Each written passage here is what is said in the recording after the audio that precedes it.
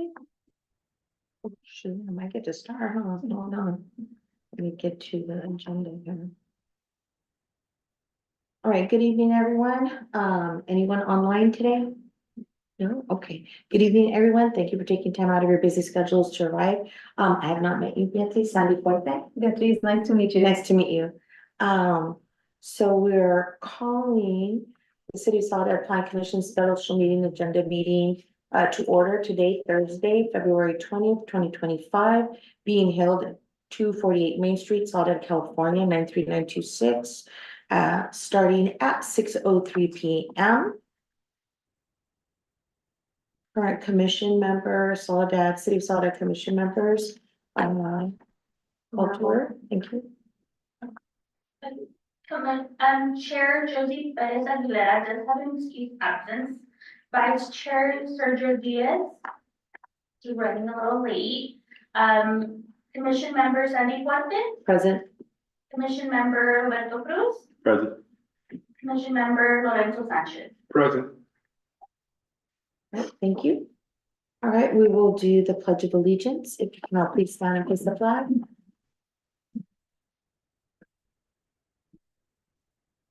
Ready, salute. I pledge allegiance to the flag of the United States of America and to the republic for which it stands, one nation, under God, indivisible, with liberty and justice for all. I always want to say, let's play ball. I played ball till I was 30, from the age of 8.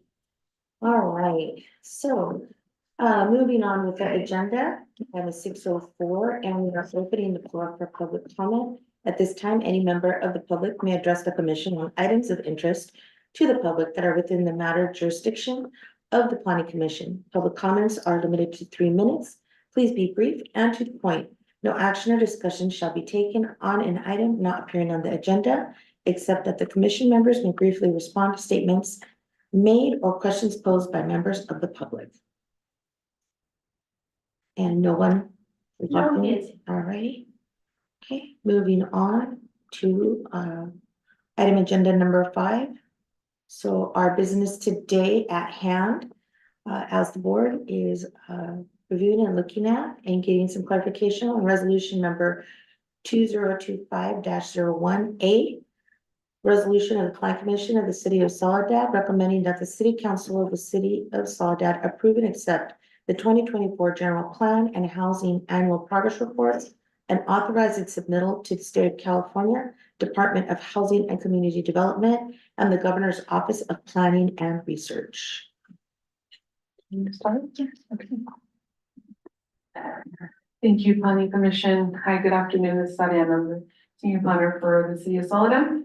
We'll be going through a brief presentation presenting the staff report and the 2 exhibits, which is Exhibit A, the General Plan Annual Progress Report, and then Exhibit B, the Housing Element Annual Progress Report, which our Acting Community Development Director, Beatriz, will emphasize a little bit more on as we move towards the presentation.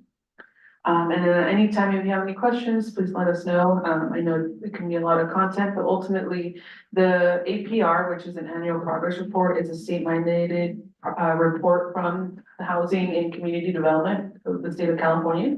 This is done every year, and it's ultimately as a recap of some of the important, not everything, but some of the big important projects that the city as a whole has completed and how it relates to the general plan and housing element in general. So next slide, please. As I mentioned, this is a state mandated progress report that the cities and all jurisdictions in California have to do every year and have to be submitted April 1st. If progress reports do not get submitted to the state by April 1st, when we apply for grants, they look at that we're in compliance with these annual reports, as it lets them know that the city is being progressive with their general plan and that we're trying to meet policies. We may not meet all of them, but at least that we're being very proactive in meeting some of the policies our existing general plan has. And just to capture a few things, we have a 2005 general plan, which is a bit outdated, but the city is working to update its general plan for its new horizon year, which is 2045. More details about that will be presented at a later planning commission meeting of where we're at with that general plan. But ultimately it's pretty much the constitution of the city of what programs, policies and goals does the city want to meet within the next 20 years. So for this annual progress report, we're focusing on the 2005 general plan that has been already adopted. Hopefully by next year, we can present the new policies, goals and programs that we've been working on the back end for the new horizon year of the 2045 general plan. And again, the annual progress report focuses on the general plan and the housing element. The housing element is a part of the general plan, just to not get that confused that they're two separate. Although they are two separate documents, it is all combined together as housing affects a lot of other elements such as safety, economic development, transportation, and so on. However, because housing is such an important factor to the state of California, it has its own separate report that has to also be submitted to the state. Next slide. Okay, we'll start with the general plan annual report. Next slide.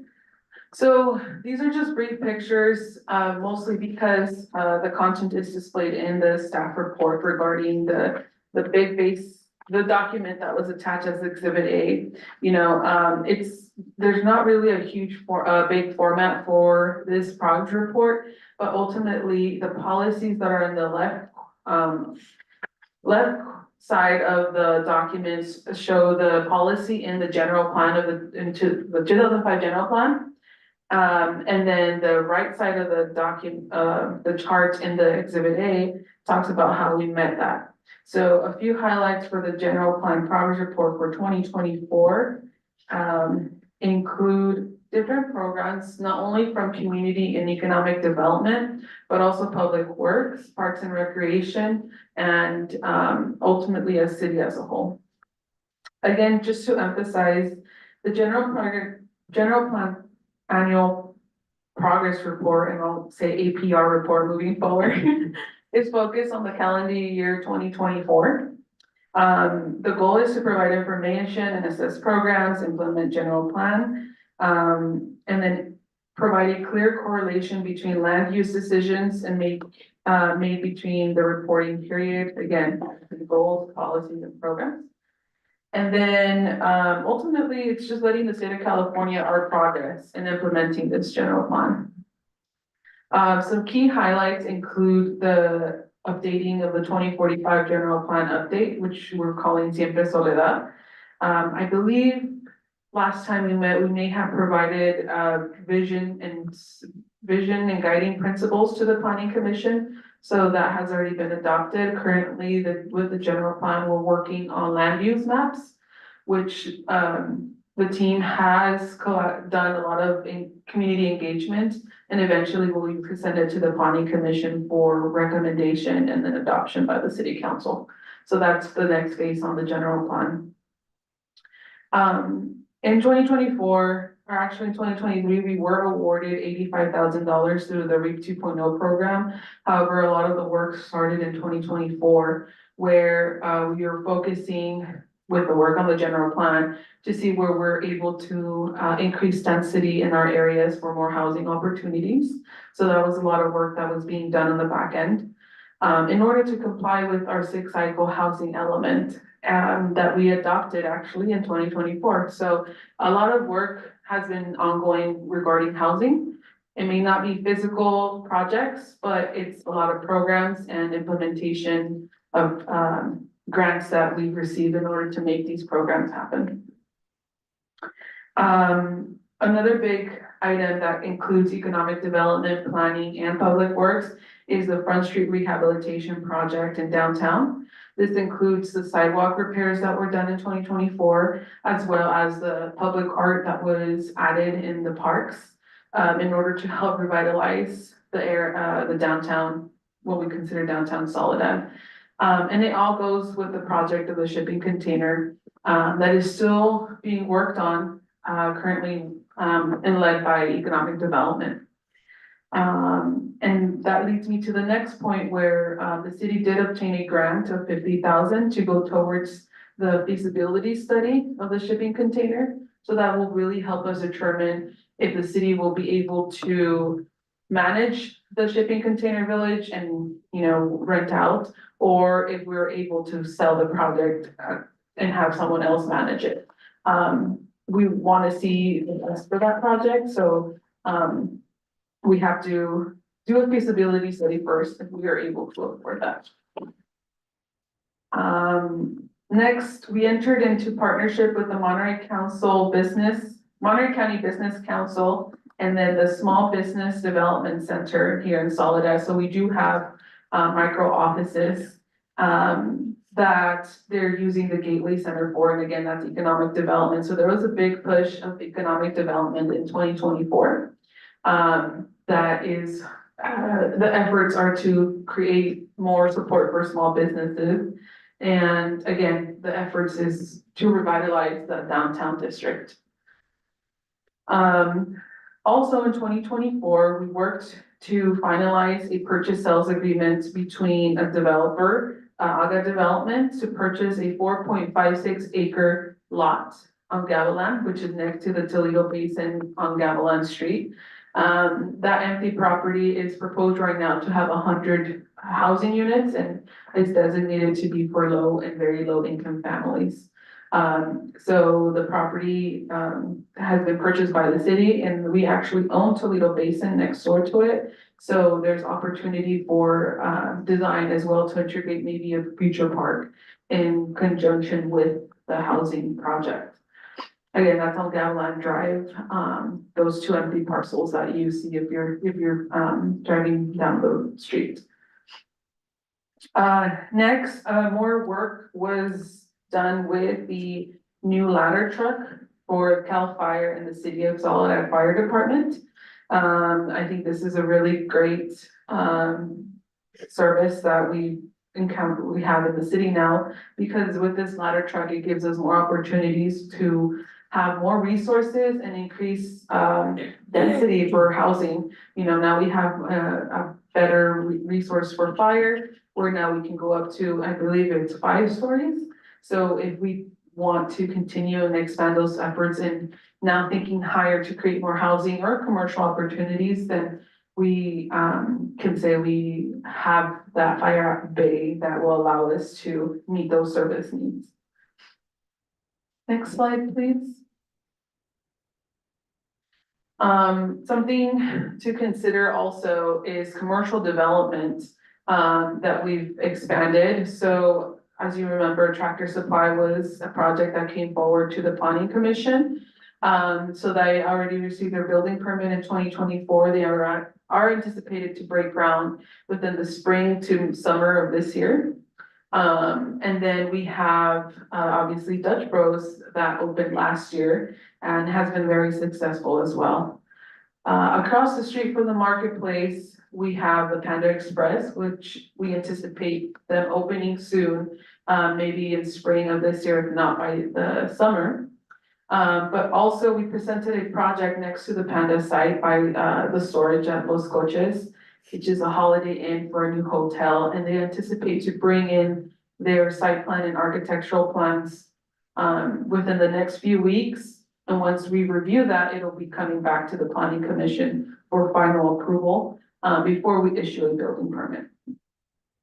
So that's the commercial development. So far, we did receive an application for a Quick Quack car wash at the marketplace. However, that's going through extensive review with city staff. Until there is an actual recommendation from staff, it will then come forward for Planning Commission review and consideration. Another thing that was really big in 2024 was for the Soledad Parks and Recs Department. So in the Exhibit A, there was a pictograph showing all their accomplishments, and a lot of their programs were very successful, and this meets the general plan, as the general plan focuses on providing resources and activities for all ages. So if you're not familiar with some of the programs with the Soledad Recs, Parks and Recs, they have programs not only for kids, but also for seniors that helps us be a very inclusive Parks and Rec program. So they did a lot of efforts and are continuing to expand those efforts as we speak moving forward. Also in 2024, there was a lot of engagement when it came to traffic and education. So the Department of Public Works engaged in the Safe Routes to School program in collaboration with outside agencies such as TAMSI, Ecology Action, and the Monterey County Health Department. This is very crucial, as we've heard through the community, that traffic around school sites has been a big concern for the community. And Public Works created this program to help not only input traffic management systems, but more so engage the community for more educational programs such as using alternative methods as bike riding, or creating groups to walk together to school, or maybe having more assistance by the schools also to see if there's more ways to manage traffic within the school sites itself. So those were the really big ones. Also, the MST Circulator Bus launched in 2024, where there's been improvements. There's now an active circulator bus throughout Soledad that loops around every 30 minutes. That gives access from those that are living from one part of town to the commercial development center, which has also been a need in the community. And it connects those that aren't able to drive or cannot walk across town to services, essential services. Next slide, please. Okay, with that, I think I'll take a pause here. I know I did a lot of work, so let's go back to the next slide. If you have any questions on the general plan progress report. I know our chair joined us here, so ultimately we're recapping the events of 2024 of Exhibit A and the main highlights of what the city worked on and that we're planning to report to HCD, which is the state of California.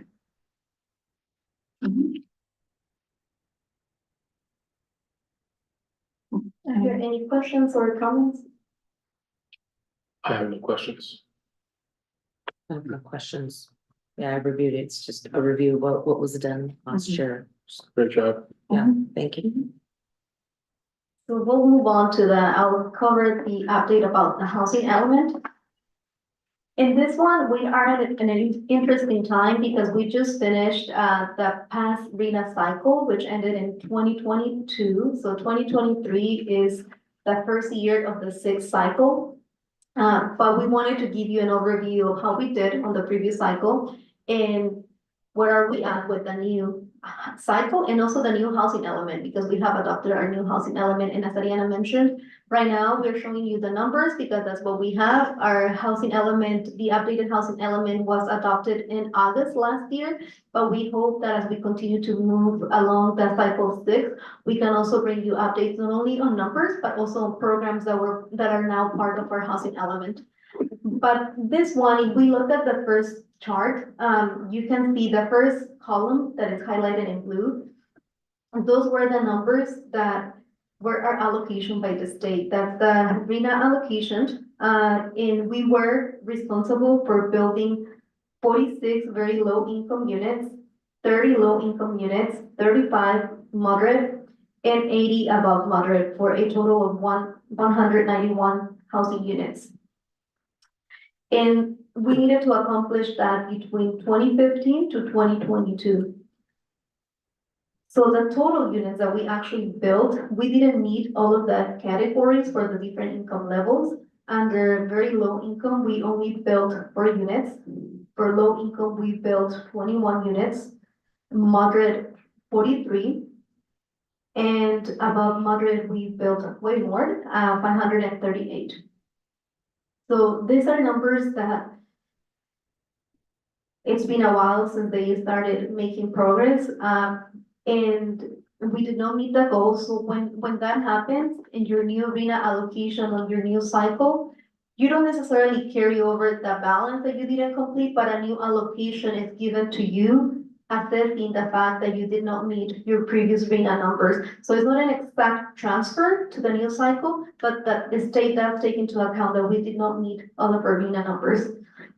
So now for the new cycle, same thing on the chart, on the first blue column, you can see the new RENA allocation for cycle 6.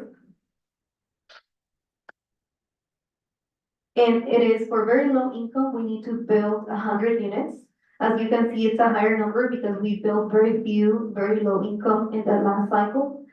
For low income, we need to build 65 units. Moderate income, we have to build 183, and above moderate, 376. The total with all of this across the different income categories is 724 units that we're responsible for building. Right now, where we're at is that we haven't built any very low income units, but as Ariana mentioned, we purchased 540 Gavilan because it is hard to build very low income housing unless we provide some incentives. So providing the land should be a big incentive, and that's why on 540 Gavilan, our main goal is to build low and very low.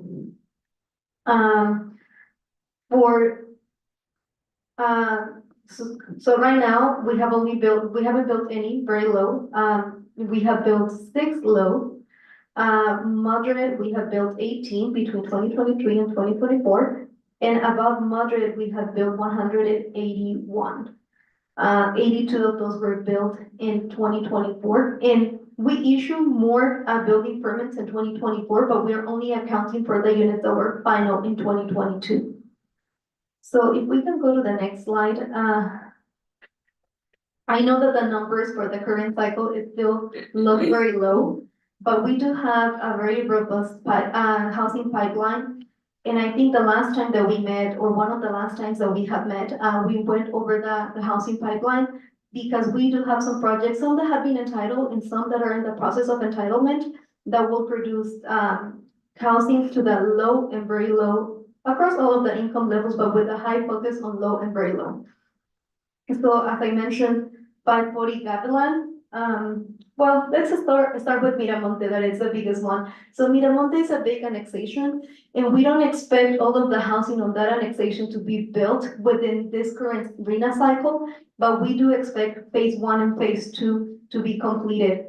That will give us a total of 50 very low units as projected right now, 40 low income units and 55 moderate income units, and 192 above moderate income units.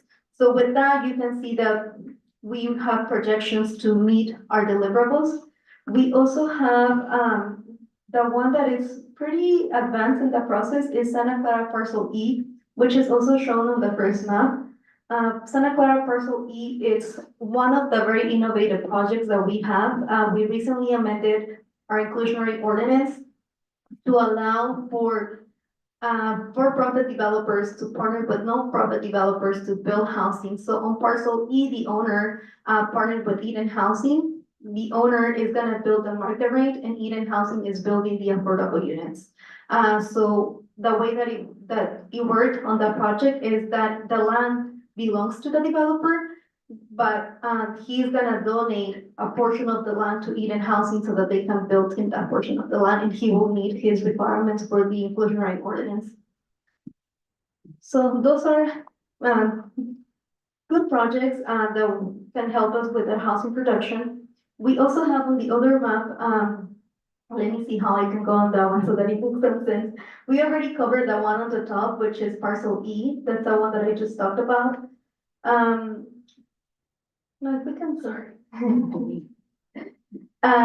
But then, if you can see, the next blue dot, but if we come to the left, those, you can see 540 Gavilan, which is our property, and we expect to develop at least 100 affordable housing units. The one, and maybe I need your support on this one, Ariana. The one to the left, which one is that one? That is by next to 540 Gavilan. No, the other one farther to the. Oh, that would be Las Viviendas. Las Viviendas, we completed that one, so that one, actually, maybe this is a good, report. Las Viviendas, it was one of our, also different projects, they are all condos. We had several affordable units there, and even though sometimes, some of the developers experience a hard time selling the affordable units, for this one, it had a slow start, but all of the units have been selling, and I think they're down to their last 2 units to completely be sold out, so that project was successful.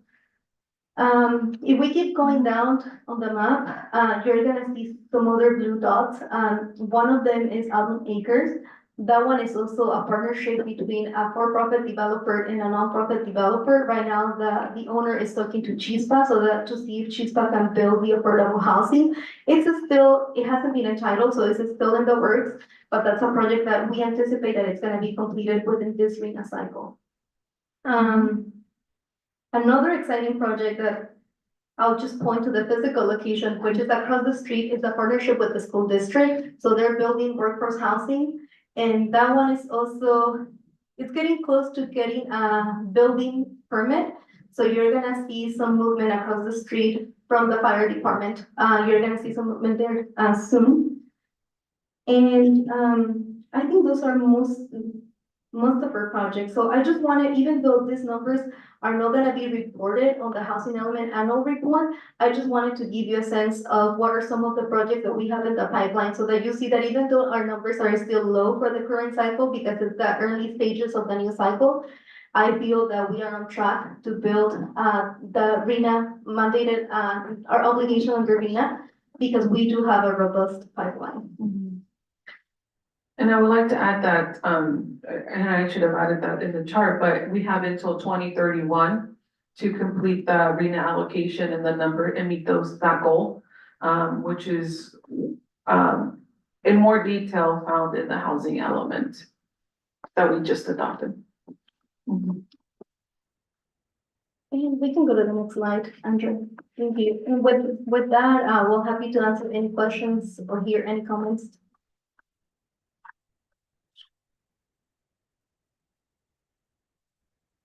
I have a question.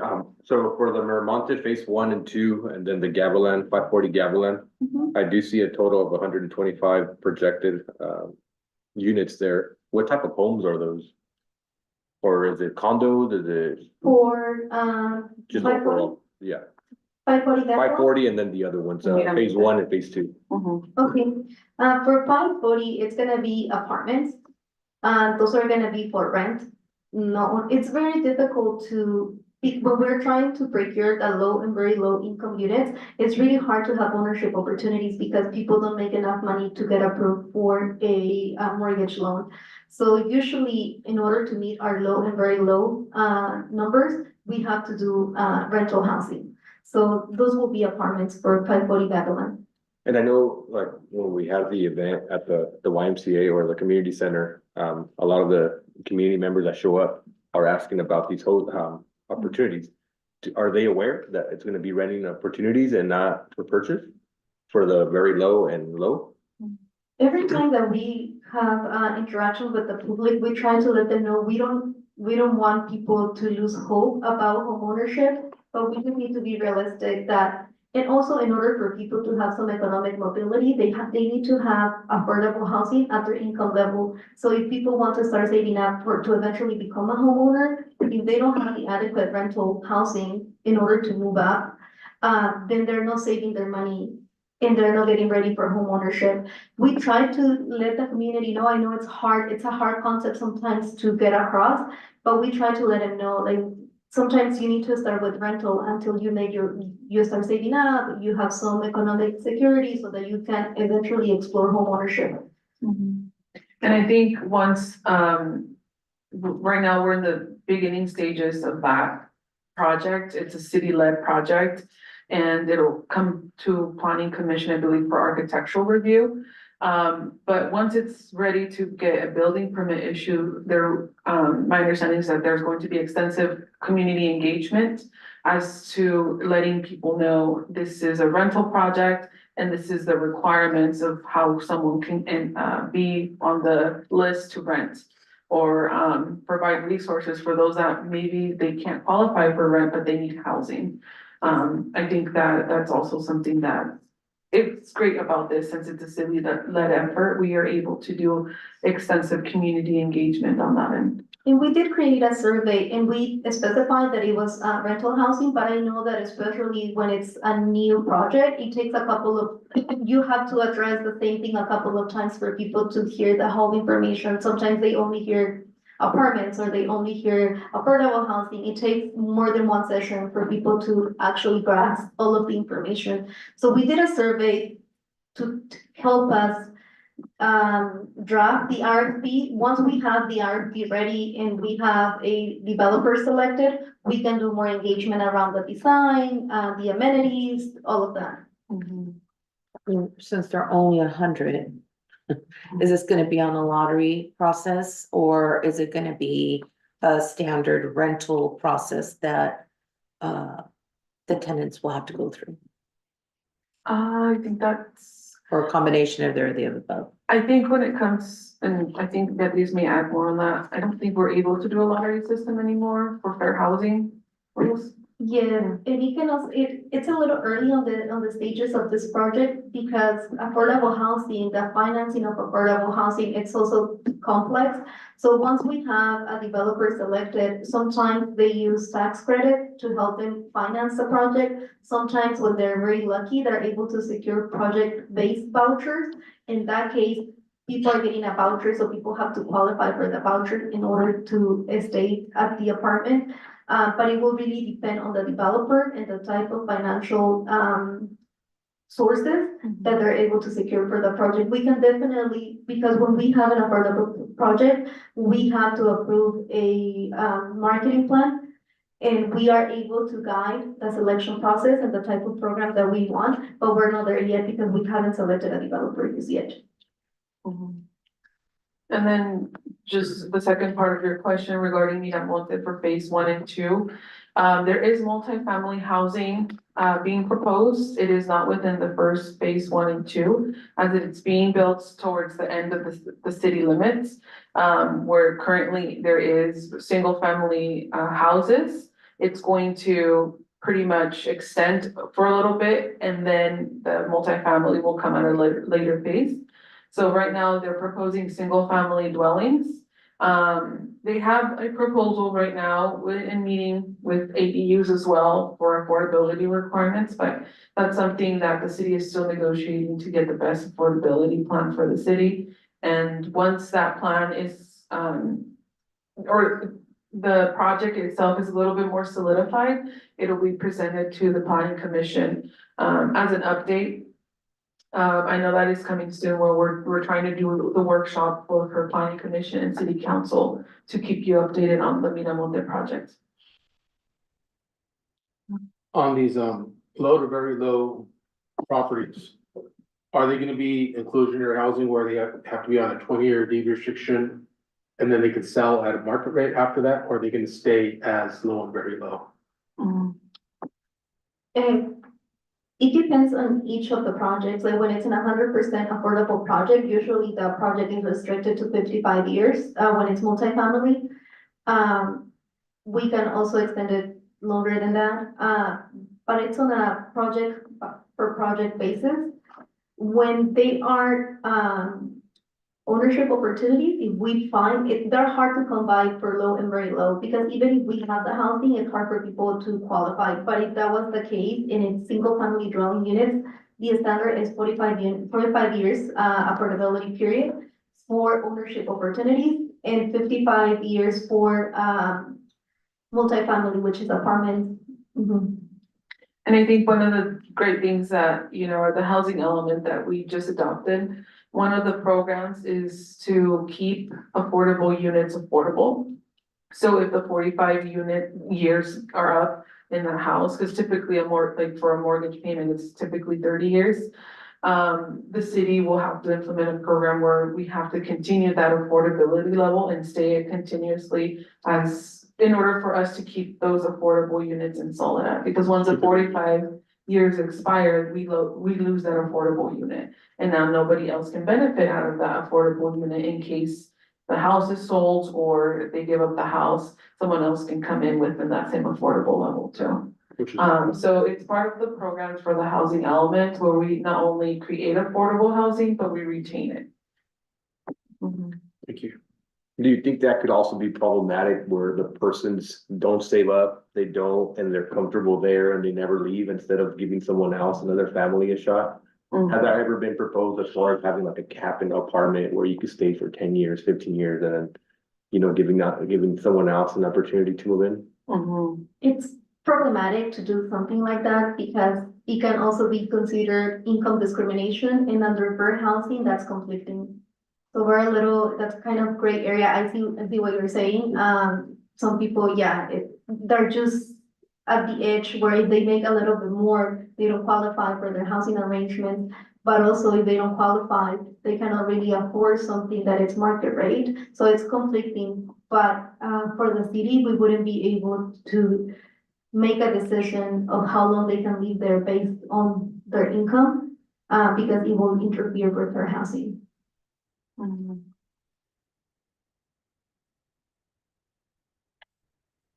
Are there any programs I know, a while back in the Los Angeles basin, there were programs where they were kind of condo apartment housing communities being built and they were being sold to low income families with sweat equity. There were rules, there were certain things that were required for them to continue to live in that environment. Contracts were signed, etc. Is that something that has been looked at or is no longer available or has not been really researched? Is that kind of like the rent to own program? Kinda, I think it was a community of about 100 apartments, low income. It included seniors as well as low income families, and it was family housing. And they built it as a unit. And then within it, actually, they made sure there was, availability for community projects between the seniors, tutoring, the schools, etc. It was a very collaborative effort. Next to it, they built a community business center, which was also attached a business incubator for people because our Latino people, they love we're entrepreneurs as the bottom line, right? So that was a resource available to them. Then there was also holistic type of medicine available, herbalists, etc., certified, etc., as well as a regular community medical clinic available to them. And that was a huge project that was utilized within an inner city. I actually went to go see it, saw part of how it was planned. That was a long time ago, 2007. But it was impressive to see how they did it, what they did, and the timeframes, as it moved along. So I just, look at that and thinking of what Commissioner Sergio said at this point was that, once somebody's in affordable housing, they're gonna, they're in affordable housing. And so, the premise of home ownership for some people is of much urgency, but it's not for everyone. Yeah, and I think it ties a little bit to the bigger picture with the general plan, because as Ariana mentioned, the housing element is an element within that general plan, but I think what you're touching on is also the intersection with economic development. So yes, we have a lot of families that they have their own business, but even though they see it as a business, sometimes it's a form of self-employment. So without the financial education for them to make more through their business, and to what Commissioner Diaz was saying, educating people how they can continue to have economic mobility, and that they're not afraid of moving up the ladder of economic mobility. I think it's part of the education that we also have to do, but I think that's more within our economic development lane. But again, all of these different divisions intersect and they're key to support each other. But definitely, I think Tensia has been doing a great job at meeting with the small business owners and helping them have a plan, helping them have more control over their finance. And I think that's also important to make sure that people don't stay in affordable housing all the time, but that they are able to take on the next step. So there, as you said, that intersect of economic development with financial education and really understanding, one, how business works, how to save appropriately, how to understand how money works, all those things at some point will be addressed. Or it is an attempt, okay. I think, when, again, going back to the adopted housing element, is that it was really crafted with the help of, the city manager, Megan, but it was really crafted in a way where it meets the community needs here in Soledad. And that, through the engagement process, we're seeing that not only is, financial literacy a problem with that, but also education of what refinancing really means when it comes to ownership and rental. Because there might be some people that may not even qualify for rental due to a bad credit or things like that. And then also when it comes to ownership, not only how do we help people qualify for a down payment and for a home, but how do we keep them maintaining those mortgage payments throughout? Because once, as Beatriz mentioned, people think affordable housing, it'll be affordable from the beginning.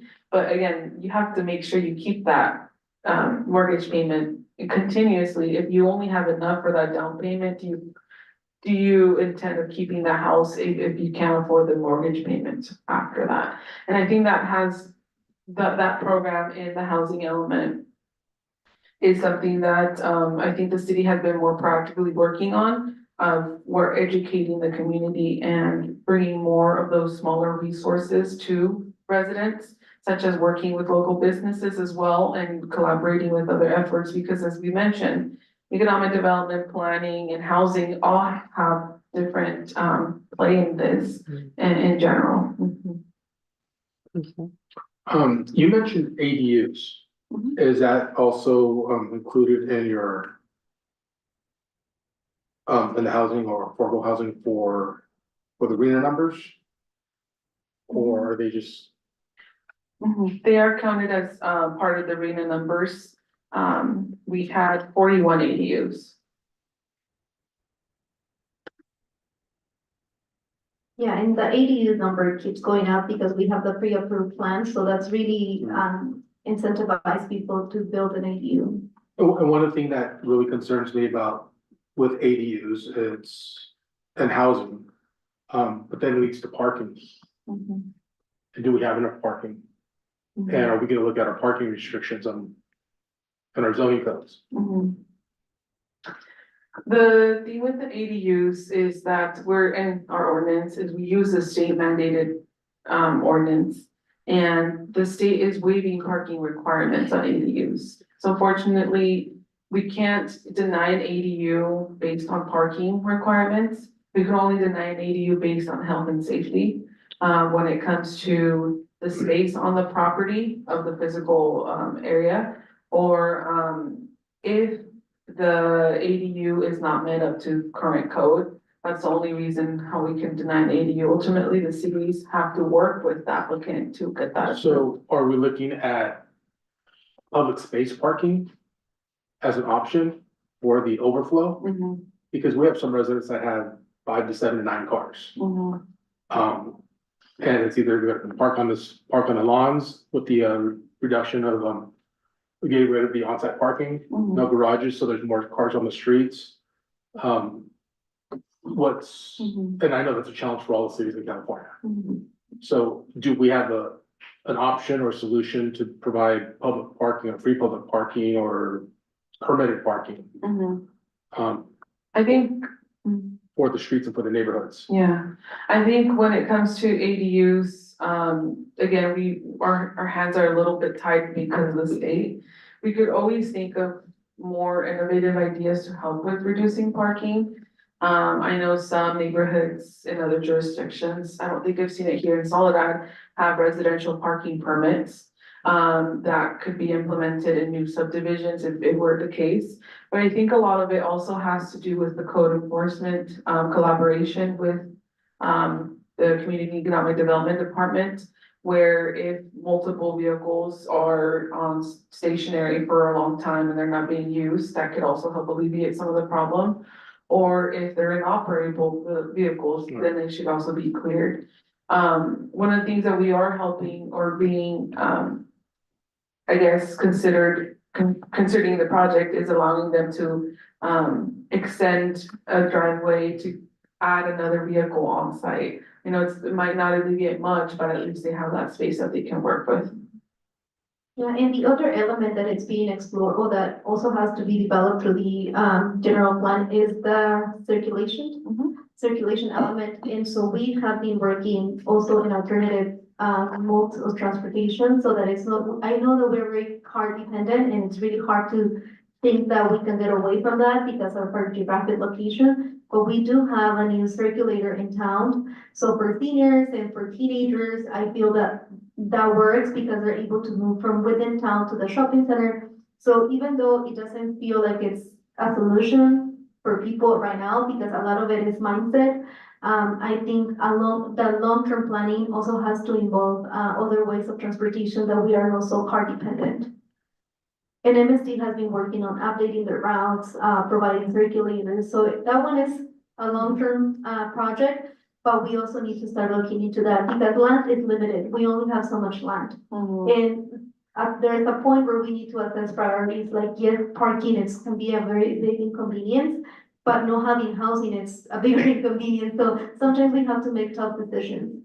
I think as we move forward, with phase one, phase two of Miramonte, also the design of the homes could play a big factor where you could maybe, approve homes like in South Salinas where the house is like a little bit forward, the garage is pushed back, so they have a longer driveway, so multiple cars could fit and the ADU could fit like in the back instead of, the actual garage. So I think that's gonna be critical also moving forward. No, that's a great point, because ultimately, as we know, now that once this annexation gets finally certified to the city, we look at design options and ways we can maximize land and efficiency for development, and all that.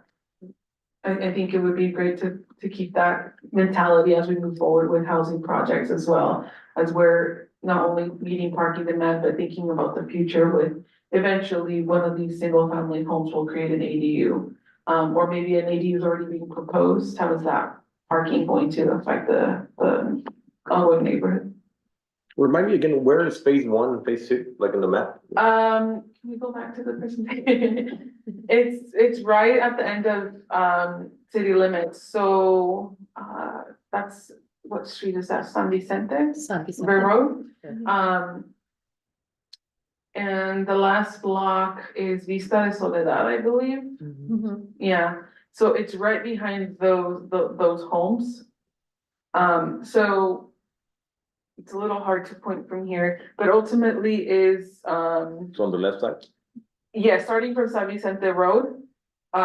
Because that's the main street that will be going up towards Miramonte. There's going to be a lot of traffic improvements. And maybe the winding of San Vicente Road to accommodate traffic. But one of the main routes to go to Miramonte will be through San Vicente Road, and then I believe it's West Street that also goes towards the end. Yeah. So that'll be another connection to Miramonte. So the first phase will be the left corner up to maybe the right corner of the first phase 1 and 2. It won't go all the way up towards there. For So the fields. so it's closer to Gun the. range? Sorry? How far is it from the gun range? I don't know, that has already, the Miramonte specific plan was approved in 2018, and I don't think the gun range was proposed at that time. So it's still something good to consider regarding the future development over there. It's far, it's like the actual gun range, Mhm. you're kind of behind the windmills or in front. That's where it's at when you go in there. Yeah, this is 647 acres, so from San Vicente Road forward, it'll be developed. Mhm. I had a question about the ADUs. Mhm. You said they're included, or they will be included in the arena numbers. Mhm. Under what section like very low income? That's a good question. So for ADUs, the understanding is that if a house is affordable, it has deed restrictions, then any construction such as an ADU, the ADU will have to also be rented at that specific affordable level. If there's no restriction on the property, we have to consider it, above moderate, even though it's a rental property. No, actually, sorry, it'll be within the moderate category, which we still consider it affordable. We don't have data because we would have to collect people's information all the time, saying how much you're renting this property for. So because it's affordable by design, meaning it's under a specific square footage, in this case, under 1,200 square feet. The state of California is considering that affordable by design at a moderate level. We don't typically classify those, it's just in general, the ADUs are accounted for. In that case, either within the moderate or above moderate categories, depending what, we define it in the housing element too. So that's a good question. To clarify. Yeah, it's a very good question. Thank you for Yeah. asking that, because I look around to see what the rates are going for, et cetera. You know, I'm seeing ADUs, 1 bedroom, 3,000, Yeah. $3,000 a month, and that's like. And some, depending on who the homeowners and what they're renting could be like a 2 bedroom home right now, but. I have seen some pretty high ADU. Yeah, we Rents. have a very low rental stock, so. In most of the rental stock that we have already has some type of deed restriction. We have projects from the housing authority, from Chispa, so all of those are deed restricted. But rental units that are available to the general public, we have very few. And that's a problem why it's really hard for rents to come down, because if you do a search use any month, you will see that only 2-3 properties show up, like there is really And they're not gone much. the next Mhm. day, yeah. Yeah. Thank you for sharing your research. Any other questions? Comments? Yeah, it shows you put a lot of work into this, this plan. Great job. Thanks. And again, I think the summary of the bullet points in the staff report is really those accomplishments. A lot of the language comes that those specific accomplishments are tied to the general plan. Specifically the policy, so, it's just, a little more simpler to understand and go through what we've worked on and how it relates to the improvements of the city, regarding services, infrastructure, and, in this case, a lot of engagement for, traffic safety as well. Over the past couple of years, I've noticed a big change in the city. So I see that the city is doing really good things. And I just can't wait to see what new projects come up.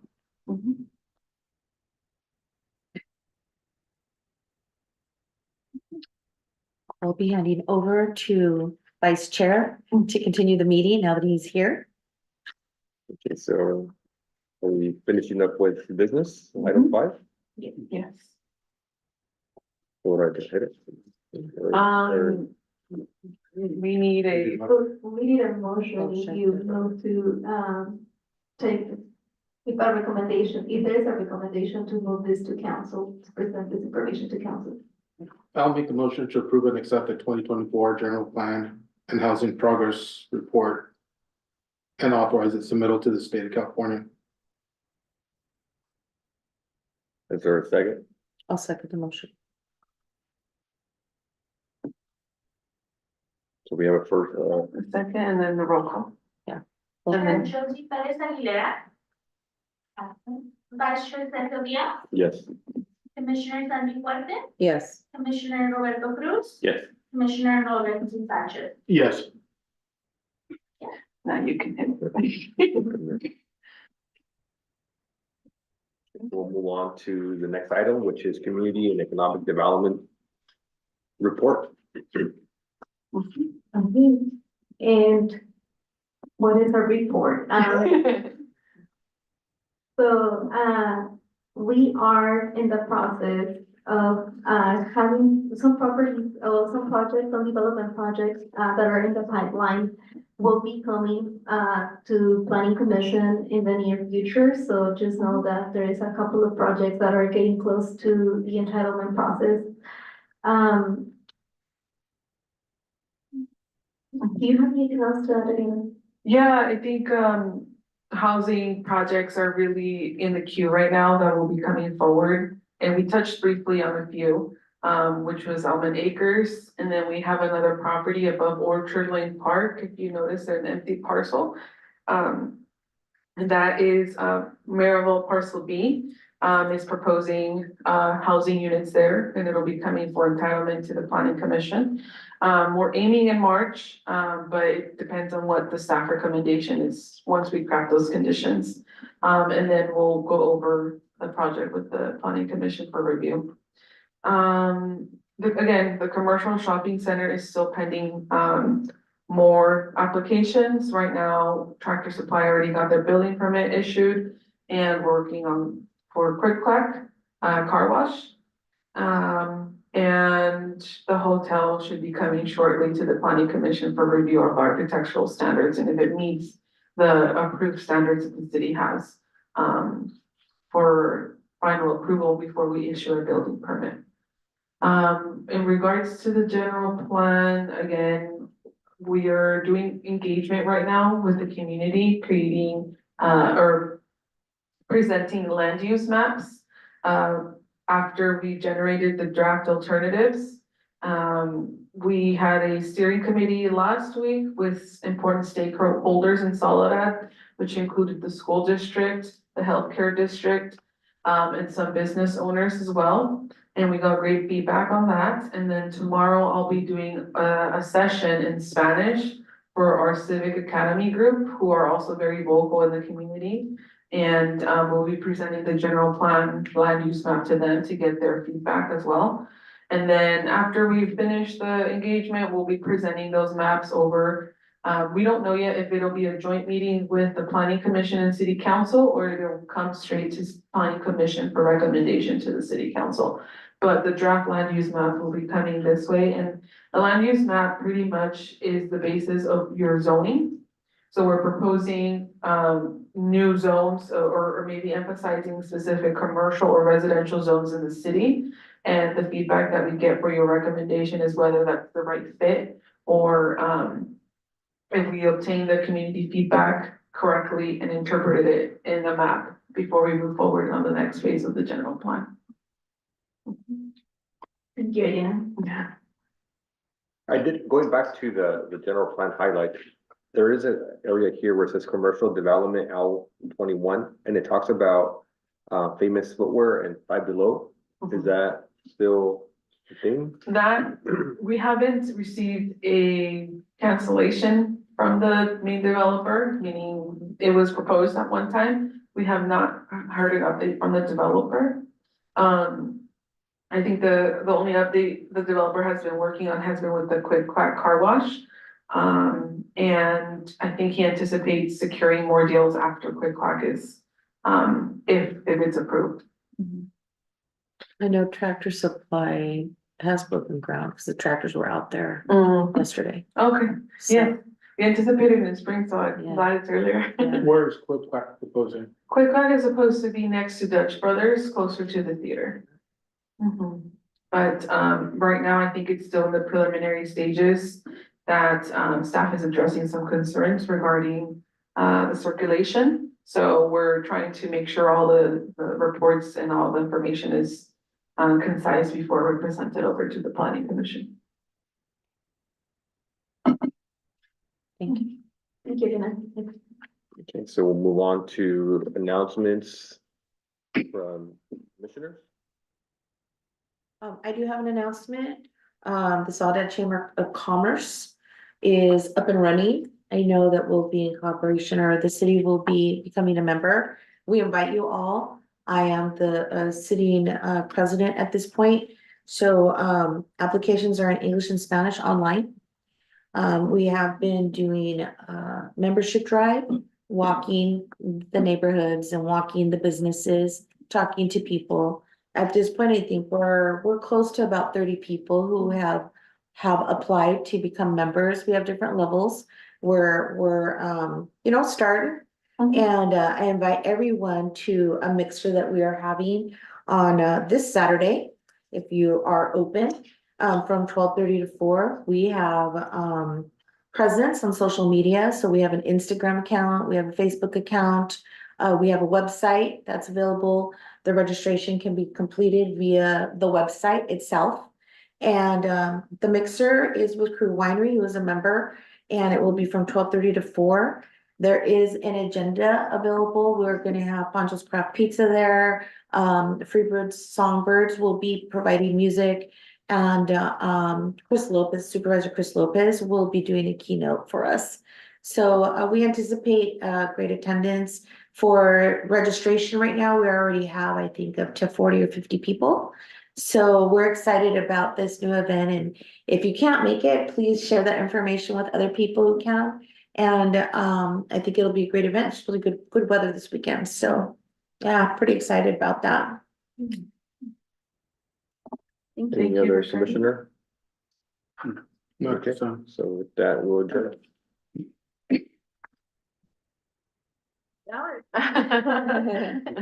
Yeah, because we started. Oh, can you say the time when you? so since Joanna's pulled, what was the other big story? After the meeting at 7:03. Was that Joanna? Okay, so meeting adjourned Over. at 7.